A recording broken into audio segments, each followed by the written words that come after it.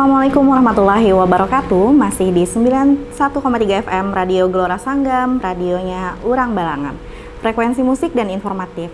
Oke, halo sahabat sehat, kembali lagi di program Bekisah, beri edukasi, informasi, kesehatan. Bersama saya Peggy Rahmi Evira. Oke, baik, hari ini kita kedatangan narasumber spesial ya, yaitu Dr. Renal Rahman. Beliau adalah dokter spesialis ortopedi dari RSUD Datuk Kandang Haji ya dok ya. Oke, halo dokter, selamat siang. Selamat siang. Oke, apa kabar hari ini dok? Baik. Oke, baik. Hari ini kita akan membahas topik yang sangat penting, apalagi buat kamu yang aktif bekerja, berolahraga, atau punya anggota keluarga yang pernah mengalami patah tulang ya dok ya. Jadi tema hari ini yaitu patah tulang atau cedera otot dan sendi. Nah mungkin dokter mungkin bisa dijelaskan mengenai tema hari ini. Tema hari ini, sebelumnya saya ucapkan selamat siang buat para pemirsa sekalian.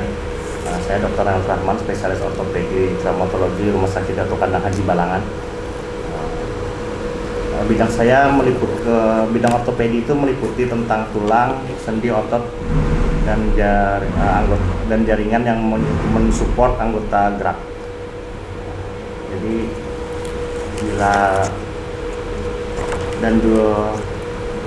juga meliputi pembuluh darah tepi dan saraf yang mempengaruhi gerak lengan dan kalau tungkai sih sebenarnya, tapi kan kalau istilah kita banyak kan kaki. Oke. Seperti itu. Oke. Kalau bicara tentang patah tulang ya dok ya, mungkin dokter bisa menjelaskan biasanya penyebab yang paling sering terjadinya patah tulang itu bagaimana dok? Apa yang menjadi penyebabnya? Yang paling, kalau untuk di wilayah kita sini Balangan, yang paling banyak itu menyebabkan patah tulang itu kecelakaan lalu lintas. Oke. Kecelakaan kerja. Itu yang paling banyak. Itu yang paling sering ditemui ya dok ya. Banyak. Itu yang paling sering ditemui di kasusnya untuk di rumah sakit kita. Iya. Kira-kira dok nih, bagaimana nih atau apa yang perlu dilakukan seseorang ketika mengalami patah tulang? Jadi gini ya, kalau misalnya seseorang mengalami kecelakaan, terus ada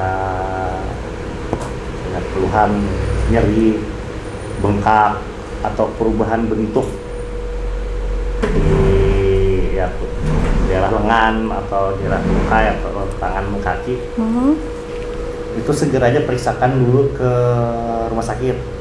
Minimal ya, di sana kan akan dilakukan ronsen untuk memastikan apakah memang ada tulang yang patah atau tidak. Dipastikan dulu. Datang aja ke rumah sakit, jangan khawatir. Karena kadang yang sering jadi masalah ini gini kan, orang-orang itu enggan memeriksakan diri ke rumah sakit. Iya. Karena katanya di rumah sakit itu pasti dioperasi. Kalau patah tulang, enggak semua patah tulang itu harus dioperasi. Ada yang cukup direposisi, istilahnya tulangnya dibenerin, ditarik, sanggit, tidak harus operasi. Kita tidak pernah juga memaksakan seseorang, walaupun indikasinya operasi, terus kita memaksakan Anda kalau kadang-kadang kan ada yang tidak mau operasi ya, dan kita memaksakan untuk operasi tidak. Tapi yang pasti periksa dulu, ronsen dulu, biar tahu di mana masalah. Kadang-kadang seperti ini kan, kadang-kadang sudah, ya maaf ya kalau misalnya ke pembuatan alternatif, dibilang tidak apa-apa, tidak patah. Setelah berbulan-bulan nanti baru ketahuan. Iya. Sendinya lah tidak bisa menepuk, tulangnya lah bengkok, kaki lah jalan pincang. Itu kan untuk penanganannya kan akan lebih ribet lagi. Kalau sampai berlarut-larut seperti itu ya dok ya. Yang pokoknya sebaiknya tuh periksa aja dulu, kita temukan masalahnya di mana. Untuk penanganan selanjutnya ya terserah dengan keinginan. Keputusan tetap di tangan pasien. Keputusan tetap di tangan pasien seperti itu ya dok ya. Kayak menarik sekali. Nah biasanya nih ya dok ya kan ketika terjadi kecelakaan lalu lintas, nah kan biasanya tuh korban lebih sering memilih tindakan untuk misalnya nih kalau di kita kan dibawa beurut, nah seperti itu dok. Nah Kira-kira bagaimana dok? Apakah itu nanti berdampak hasilnya akan membawa, maksudnya untuk tindakan medisnya itu bagaimana nanti kalau misalnya langsung dibawa urut tadi dok? Sebenarnya sih tergantung kondisi korban masing-masing ya. Kalau misalnya ya mungkin kalau untuk patah tulang yang di daerah yang kecil-kecil ya itu tidak terlalu masalah. Ya, tidak terlalu mempengaruhi fungsi. Cuma kalau untuk yang tulang besar itu yang kan ada beberapa bagian tulang yang tidak bisa diurut. Iya. Sebenarnya nyambung. Jadi gini ya, tulang itu sebenarnya kalau patah dia pasti nyambung. Oh, bisa nyambung sendiri? Pasti nyambung sendiri. Respon pemulihan tubuh itu ada, tetap pasti nyambung. Cuma yang jadi masalah bagaimana posisi nyambungnya. Oh begitu. Walaupun tanpa ada tindakan medis. Jadi bisa nyambung otomatis kayak gitu dok. Oh. Jadi yang pasti tetap harus gini. Tulang itu nyambung bila dia dalam posisi diam, tidak banyak gerak setelah patah itu. Jadi makanya kan dipasang sepala atau dipasang dipasang bidai. Cuma makanya itu kadang kenapa perlu untuk operasi kita untuk mengembalikan posisinya. Karena misalnya kalau tulang patah untuk anggapnya tulang lengan atau tulang paha itu kalau patah dia kan posisinya akan saling menumpang, tidak akan ketemu ujung. Terutama tulang paha. Bagaimanapun ditarik, dia tetap pasti akan menumpang. Iya. Jadi sambungannya jadi akan memendek. Oh, bisa memendek seperti itu. Jadi ya kalau nyambung ya nyambung, cuma otomatis proses akan timpang sebelah ya dok ya. Tidak. Nah, kan kalau untuk yang udah tua mungkin tidak terlalu masalah ya. Cuma kalau untuk yang usia muda masih produktif, jalan pincang ya akan mempengaruhi kualitas hidupnya. Iya betul. Nah kalau misalnya nih udah kayak tadi nih terjadi yang seperti tadi dok, ibaratnya kan karena terlambat dengan penanganan medis, akhirnya menyambung dengan tidak sempurna. Nah ketika dia sadar nih dan terus ngide nih mau dibawa aja nih diobatin lagi, itu kira-kira bisa nggak dok? Apa sudah terlambat atau bisa, masih bisa ya dok ya? Dan kasus kebanyakan kita di daerah ini di sini ya itu memang kebanyakan yang datang ke rumah sakit yang sudah seperti itu. Oh seperti itu iya. Jadi ya bisa kita masih ya, bisa gini ya, dipatahkan kembali. Oh seperti itu. Terus diposisikan kembali ke posisi yang benar ya, terus dipasangkan. Oke. Cuma ya jadi agak lebih pengerjaannya sedikit lebih lama. Iya. Karena sudah itu tadi kita ya harus dok 2 kali kerja. Jadi alangkah lebih baiknya sobat sehat ya ketika mengalami kecelakaan seperti itu, alangkah lebih bagusnya dibawa dulu ke rumah sakit ya dok ya, biar lebih. Karena kalau untuk yang kasus-kasus yang baru, ya itu tadi saya bilang dari awal, tidak semua patah tulang itu perlu dioperasi dan pasang pen. Oke, jadi jangan khawatir nih, iya jangan takut ada nih. Ada yang cukup direposisi, dibenerin posisinya dari luar, terus dipasang gips. Gips tadi ya dok ya, oh iya betul. Nah berbicara tentang pemasangan gips nih dok, mungkin kira-kira bagaimana proses pemulihannya dok kalau pemasangan gips nih? Jadi apakah kalau pemasangan gips untuk anak-anak biasanya anak yang satu lagi ya, untuk kasus anak-anak kalau masih baru, kasus baru ya, itu kita jarang operasi, lebih banyak pasang gips. Lebih banyak pasien gips ya. Itu pasang gips, ya gipsnya dipertahankan selama 1 bulan. Biasanya udah nyambung.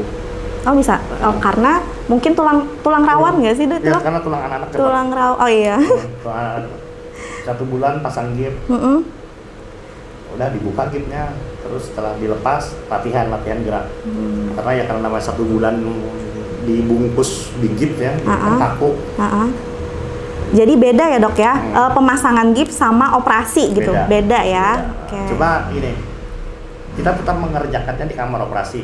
Karena kan sebelum pemasangan gips itu kan ya sama sih diurut, direposisi kalau kita istilahnya. Istilah medisnya direposisi itu. Dikembalikan ke posisinya dari luar, ya kayak sama kayak dengan diurut. Terus baru dipasang. Waktu proses reposisi itu kan sakit. Namanya tulang patah dibenarkan, ya pasti sakit. Nah itu karena kita perlu pasien dalam kondisi pasien anak-anak, karena kan ngamuk tantrum ya dok ya, akan mempersulit kerjanya. Tapi tidak ada luka kalau pasang gitu, tidak ada luka operasi. Tidak ada sayatan dan lain-lain seperti itu ya dok ya. Oke, nah mungkin seperti itu ya sobat saya. Jadi jangan khawatir nih atau jangan takut untuk memeriksakan diri ke rumah sakit ketika mengalami patah tulang atau cedera lainnya.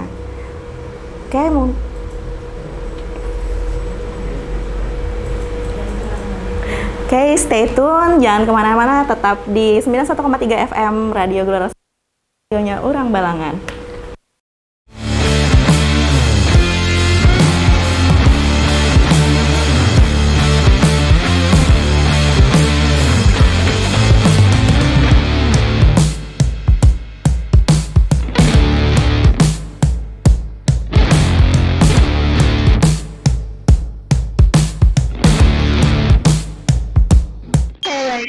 Pendengar masih di 91,3 FM Radio Gelora Sanggam, radionya Urang Balangan, frekuensi musik dan informatif. Oke, kembali lagi nih kita di program Bekisah. Masih dengan saya Peggy dan bersama Dr. Reno, dokter spesialis ortopedi ya dok ya. Lanjut lagi dok, kita membahas kembali tentang patah tulang. Oke, tentang topik pembahasan kita di awal tadi. Nah, mungkin dok, selain patah tulang ya dok ya, ada juga biasanya cedera atau nyeri lutut ya dok ya. Nah, itu apakah sama dok proses penanganannya seperti patah tulang? Kalau untuk nyeri lutut itu memang salah satu keluhan terbanyak ya untuk yang kunjungan di poli ortopedi. Pasien datang dengan keluhan nyeri lutut, iya. Itu kita beda. Untuk nyeri lutut kita beda misalnya pada nyeri lutut pada usia muda sama pada usia tua.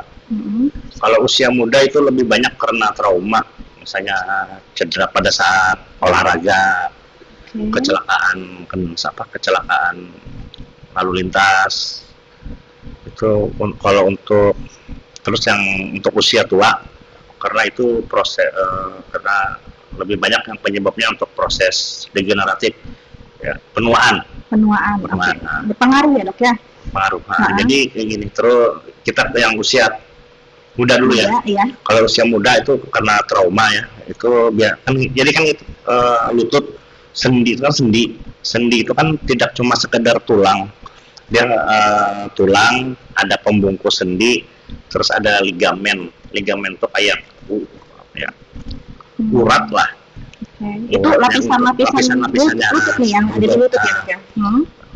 Ada urat kayak talinya itulah di sendi itu yang untuk mengikat, yang menghubungkan antara tulang pembentuk sendi. Pada usia muda itu lebih banyak itu cedera ligamen.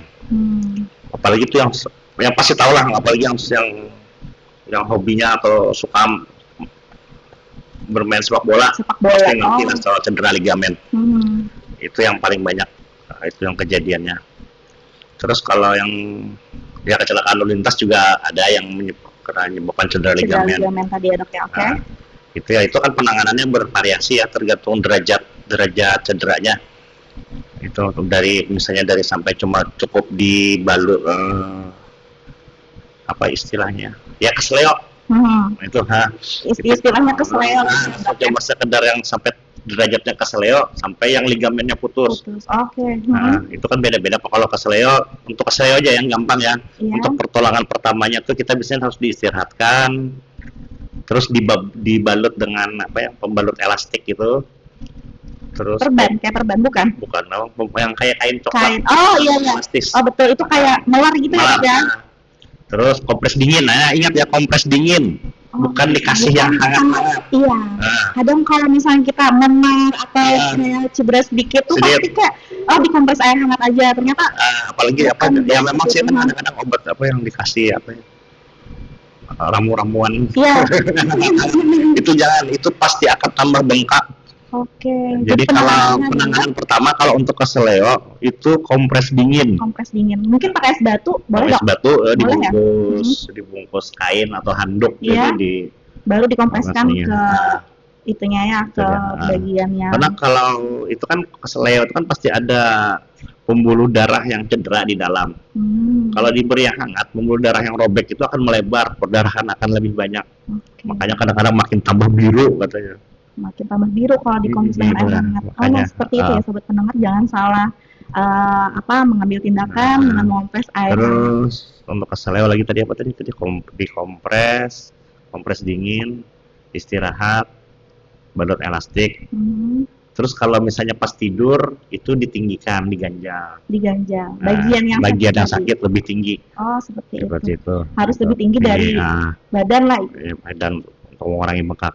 Nah, kalau untuk sampai ke misalnya ada ligamen yang putus, ya itu mau enggak mau, yang tindakan yang idealnya operasi menyambung yang putus. Nah, terus itu yang untuk usia muda ya. Kalau yang untuk usia tua itu lebih banyak degeneratif.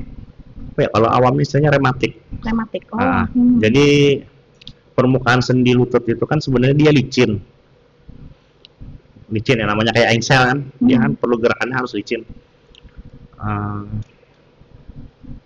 Pada usia tua itu lapisan licinnya itu yang tulang rawan istilahnya itu dia udah mulai terkikis. Berkurang. Apalagi ditambah kalau memang di usia mudanya pekerjaannya ya agak berat. Lah. Apalagi kan kayak kita kan sini kan mayoritas turun ke kebun, angkat berat. Nah itu akan lebih mempengaruhi akan lebih cepat. Jadi permukaan sendi lututnya akan menjadi lebih kasar. Itu yang menyebabkan meradang, sakit. Penyebabnya itu tadi ya, dok ya. Karena itu tidak bisa dipungkiri itu faktor usia juga ya, dok ya. Kalau kita pengobatan kita ya untuk mengembalikan ke usia muda ke asal terus terang tidak. Iya. Tapi kalau kita berusaha menjaga supaya kualitas hidup jangan terganggu, misalnya nyeri berkurang. Yang paling sering jadi keluhan di masyarakat nyeri lutut ini kan gangguan pada saat sholat. Oh iya betul. Nggak bisa sholat pada duduk tahiyat itu kan jadi susah. Jadi nggak bisa sholat berdiri, harus di kursi. Gitu. Jadi ya bagaimana bisa ya itu dulu lah pasien bisa menunaikan kewajibannya. Bicara tentang usia tadi ya, dok ya, namanya usia kita tidak bisa menghindari untuk bertambahnya usia dan lain-lain seperti itu ya, dok ya.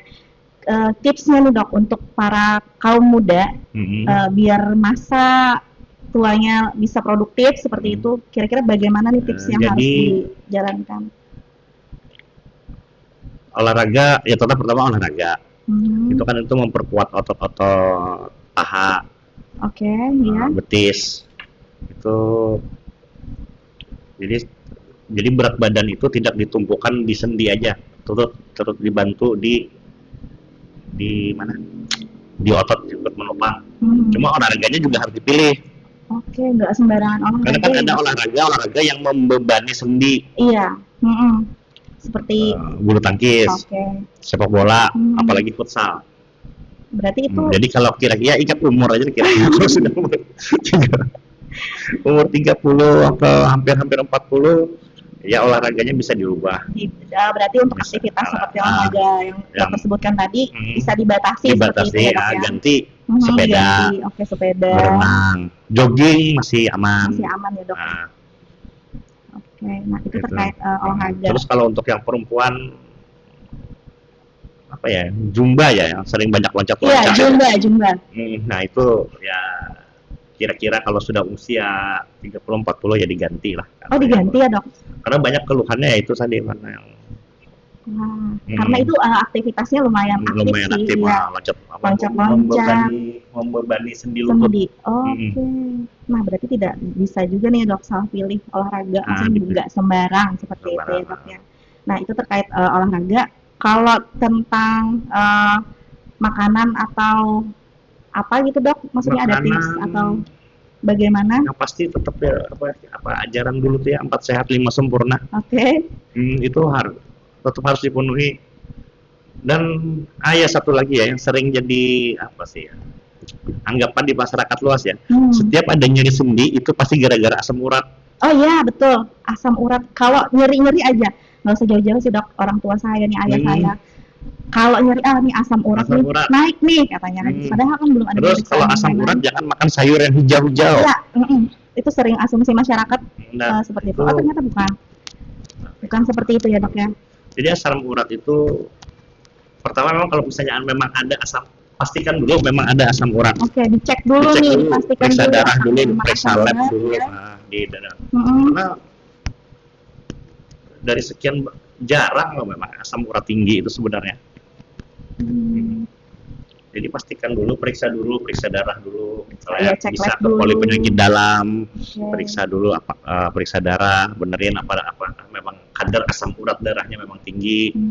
Terus kedua tentang sayuran hijau, sebenarnya tidak semua memang ada sayuran hijau yang kadar asam uratnya tuh tinggi.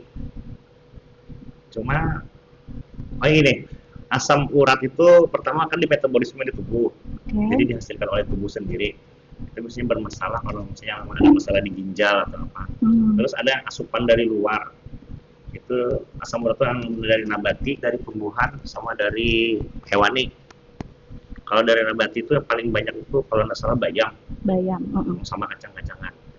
Tapi dari hasil penelitian, asupan dari nabati itu hampir tidak mempengaruhi kadar asam urat di darah. Kalau yang dari hewani, jeroan, itu memang mempengaruhi. Kalau jeroan memang iya ya dok ya. Selain itu juga. Tapi kalau yang dari nabati, itu katanya tidak hampir berpengaruh. Jadi jangan khawatir kalau untuk makan sayur-sayuran. Karena di dalam sayur-sayuran kan ada banyak vitamin dan mineral yang lain. Yang sering ketemu di sini, misalnya pasien ada yang pantang semua makan sayur, akhirnya ujung-ujungnya lemas, kesemutan. Iya, karena takut itu tadi dok, asam urat. Iya, karena asumsi masyarakat ketika makan sayur-sayuran hijau akan menaikkan asam urat tadi. Terus kan yang makan sayur kan kita juga seberapa banyak sih makan sayur. Tidak sampai seberapa. Oke, cukup menarik sekali pembahasan kita hari ini ya dok ya.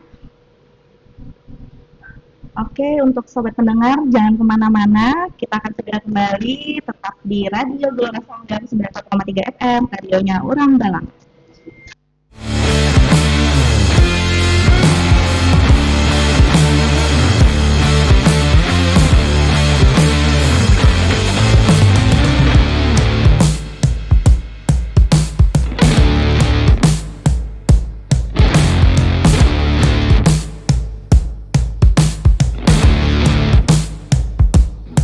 Oke, masih di 91,3 FM Radio Gelora Sanggam, radionya Urang Balangan. Oke, masih bersama saya, Peggy dan Dr. Reno, dokter spesialis ortopedi. Oke dok, kembali lagi dengan kita ya dok ya. Ini ada titipan pertanyaan nih dok dari sobat pendengar. Ada beberapa pertanyaan. Ternyata sobat pendengar kita cukup antusias dengan topik yang disajikan hari ini ya dok ya. Nah, jadi ini ada dari Mr. X dok. Nah, jadi pertanyaannya nih dok, apabila pagi katanya dok, Mr. X ini berasa tertusuk-tusuk di bagian telapak kaki. Nah, seperti itu. Nah, itu kira-kira penyebabnya apa dok? Dan mungkin bisa diberikan tips untuk pencegahan ataupun pengobatannya. Itu kalau pas baru bangun tidur ya biasanya. Iya, baru bangun tidur. Istirahat. Setiap pagi katanya pagi, gitu, terus menginjak mulai menginjakkan kaki ke lantai. Itu kita istilahnya plantar fasciitis. Oke, istilah medisnya. Itu peradangan di jaringan lunak telapak kaki. Oke. Untuk sebuah pastinya tidak pernah tahu kita kenapa. Cuma yang paling banyak sebabnya kalau kita banyak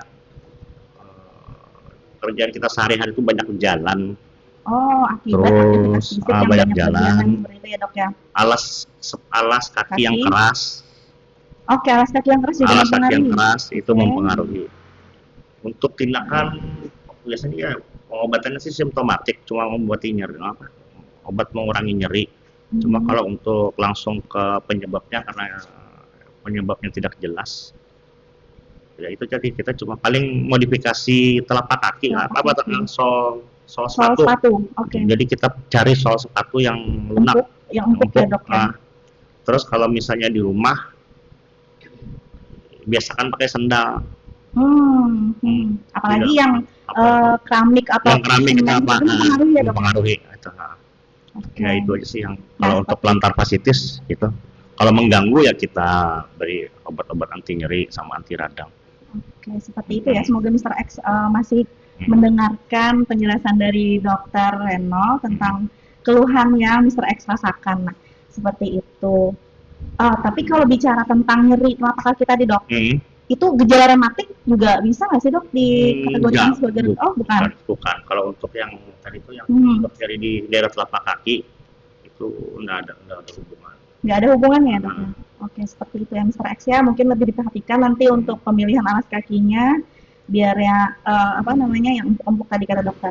Oke, pertanyaan kedua dok, ini dari tidak menyebutkan nama. Biasanya katanya saya sering bisa membeli produk untuk pencegahan osteoporosis seperti itu dok. Beli mandiri di apotek katanya dok. Nah, itu seperti apa tuh dok? Apakah diperbolehkan tanpa resep dokter atau seperti apa? Ya kalau obatnya cuma banyak sih ya kan obat mencegah osteoporosis ya, pengeroposan tulang. Pengeroposan tulang, iya. Itu banyak produknya memang yang bisa dibeli bebas. Nah, itu biasanya isinya multivitamin sama mineral. Ya itu sih boleh-boleh aja sih, nggak masalah. Boleh aja, nggak masalah ya. Kalau isinya yang multivitamin sama mineral. Yang kita masalah tuh kadang-kadang pasien yang beli obat untuk nyeri-nyeri sendi. Itu diperbolehkan itu ya? Yang anti nyeri, anti radang tuh yang obatnya itu yang kadang-kadang diberikan obat anti nyeri sama anti inflamasi istilahnya yang tidak sesuai aturan, itu yang tidak boleh karena bisa menyebabkan pengeroposan tulang. Biasanya kalau di daerah kita tuh yang obat rematik yang sepasang, iya. Nah, itu kadang-kadang itu kan ada obat yang namanya steroid, misalnya kayak dexamethasone atau methylprednisolone. Itu kan harus diberikan ada aturannya, harus resep dokter, ada aturan dosisnya, tidak bisa diberikan terus-menerus. Itu yang sering dijual bebas. Oh, itu dijual bebas ya dok? Dijual bebas. Jadi bisa nih, bisa masyarakat mendapatkan itu tanpa resep dokter? Banyak yang jual. Cuma ya efek sampingnya kalau diminum terus-menerus, yang pertama muka bengkak, yang kelihatan jadi kayak agak gemuk. Terus bila di stop tiba-tiba pemakaian, nyeri yang datang itu akan lebih sakit lagi pasiennya, makanya terpaksa mau minum obat itu lagi. Karena kan kalau dia tidak bisa obat-obat itu tidak bisa dihentikan mendadak, harus bertahap. Sedangkan pas masyarakat kan nggak tahu kan. Nggak tahu, iya. Jadi tahunya minum. Iya. Enak. Ini udah cocok dengan obat ini. Minum terus-terusan.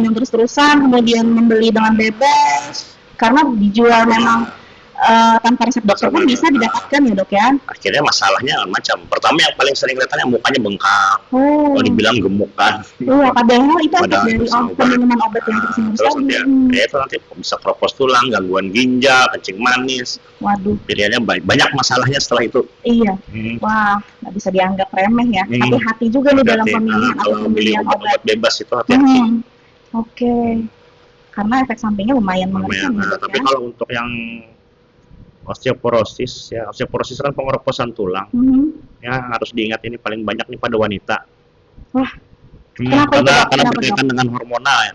Waduh. Karena hormonal biasanya pada pasien-pasien yang usia di atas 45-50 itu karena sudah tidak menstruasi lagi. Menopause itu risiko untuk pengeroposan tulang Itu itu lebih lebih tinggi.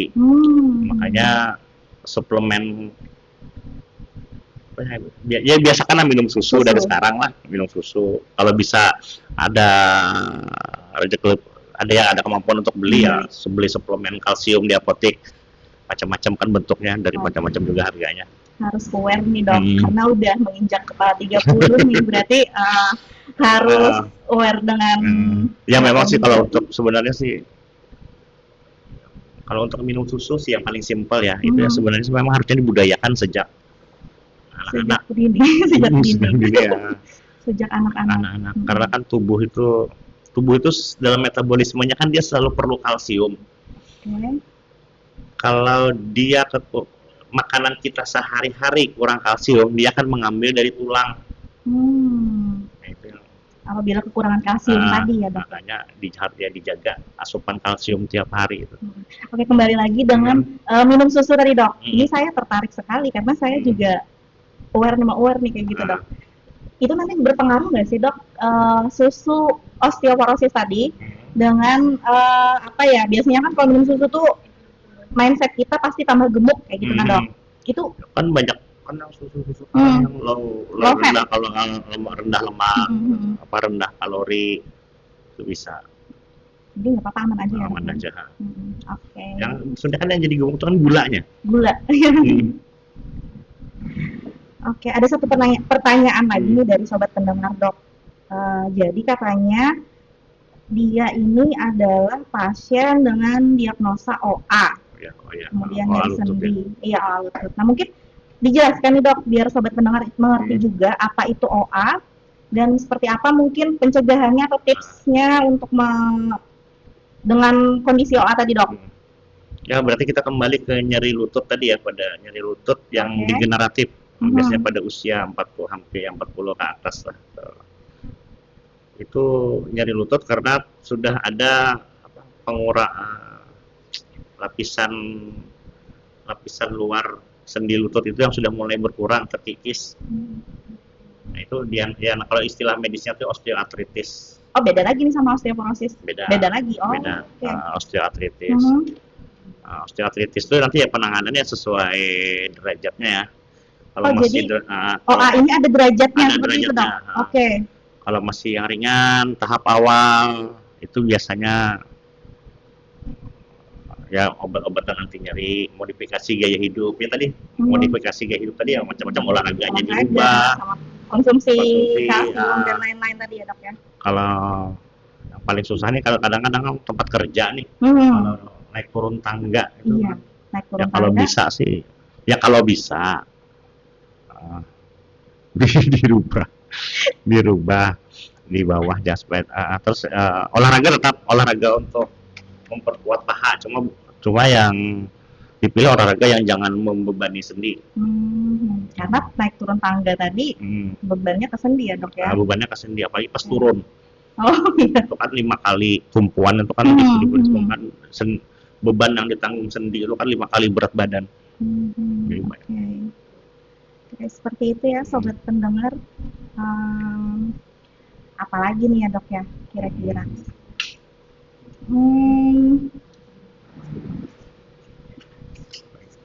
Apalagi nih. Mungkin itu aja dulu dok. Tips kecil yang diberikan untuk apa tadi? Ya untuk tips kita gini ya, tips untuk menjaga kesehatan sendi ya. Iya, nih dok. Tips boleh. Kesehatan sendi. Tetap pertama olahraga. Olahraga. Cuma yang dipilih olahraga yang jangan membebani sendi. Ya disesuaikan dengan umur lah. Terus kedua, makanan harus yang bergizi. Makanan bergizi, sayur jangan ditinggal. Karena banyak kalau nyeri sendi katanya bilang asam urat, jangan makan yang hijau-hijau, katanya salah. Jangan dihindari. Ya sesuai porsinya aja lah. Iya. Ketiga, kalau ada keluhan periksakan aja dulu ke rumah sakit biar penanganannya cepat. Nah itu sih ya dok ya, biar tidak terjadi kesalahan. Apalagi jangan sampai ya beli obat sembarangan tanpa resep dokter. Karena ya ini sih karena sudah banyak kasusnya. Bukan banyak lagi, terlalu banyak kasusnya yang gara-gara pemakaian obat yang steroid itu. Karena itu sudah ya hampir, kalau untuk di daerah kita ini, ya iya, obat sepasang itu. Obat sepasang ya, rematik tadi. Rematik tadi. Karena terus satu lagi, minum jamu hati-hati, karena banyak jamu yang isinya obat. Oh gitu ya dok ya. Nah, jadi jamu itu kalau bisa bikin sendiri ya bikin sendiri aja jamu. Jadi tahu bahannya kan. Jadi memang benar-benar yang katanya jamu apa yang sasetan yang herbal itu kan, apalagi kalau yang tidak jelas ini itu jangan, hati-hati, karena itu kan isinya kadang-kadang bukan herbal, malah obat, malah bukan obat. Itu malah sudah banyak juga kasusnya. Dampaknya dok? Ya dampaknya sama, muka bengkak, tulang keropos, gangguan ginjal. Itu hati-hati. Seperti itu ya. Jadi jangan percaya dengan klaim suatu produk jamu itu herbal. Itu apalagi kalau untuk merek-merek terkenal sih ya mungkin bisa dipertanggungjawabkan. Tapi kalau yang merek-merek yang nggak jelas ya hati-hati. Nah seperti itu ya sobat pendengar, jangan kemana-mana, tetap di 91,3 FM Radio Gelora Sanggam, Radio Orang Balangan.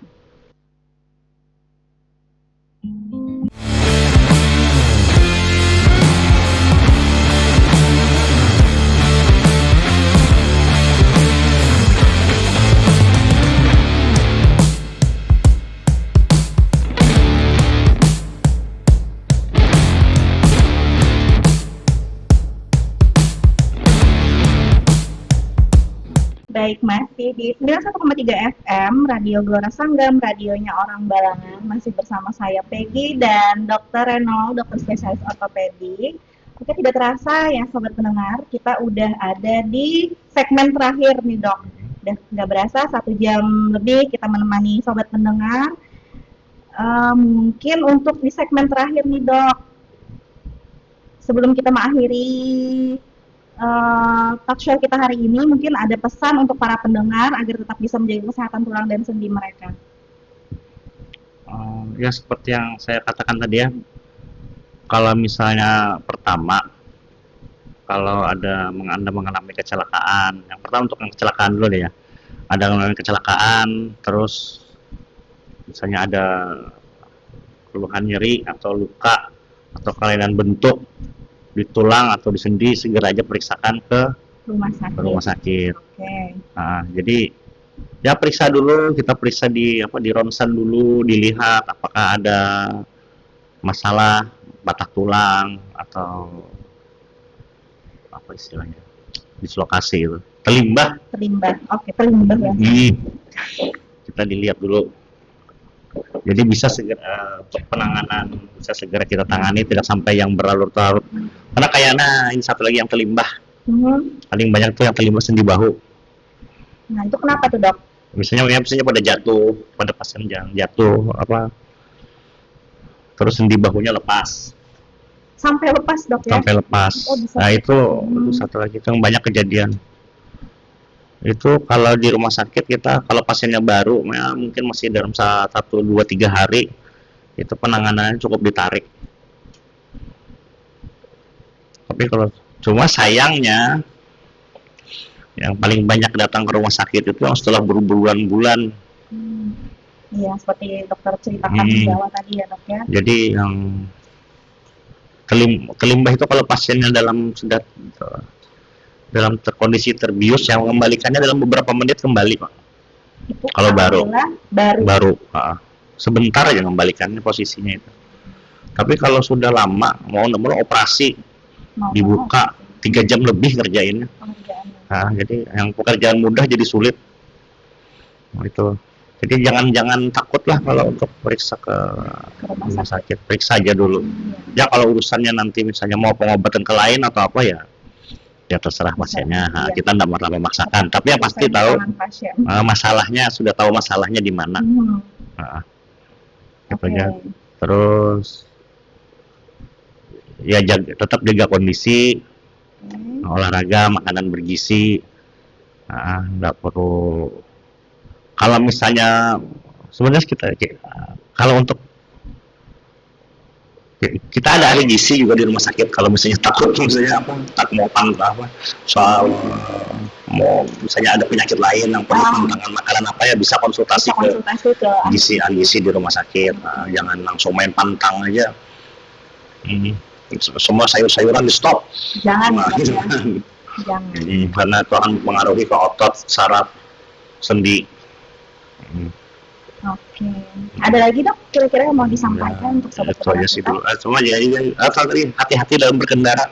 Hati-hati dalam berkendara. Iya. Itu aja, jangan ngebut, melanggar aturan lalu lintas. Itu yang paling sering kan masalahnya, kecelakaan lalu lintas. Ada lagi dok? Nah, itu cukup itu aja. Itu aja ya.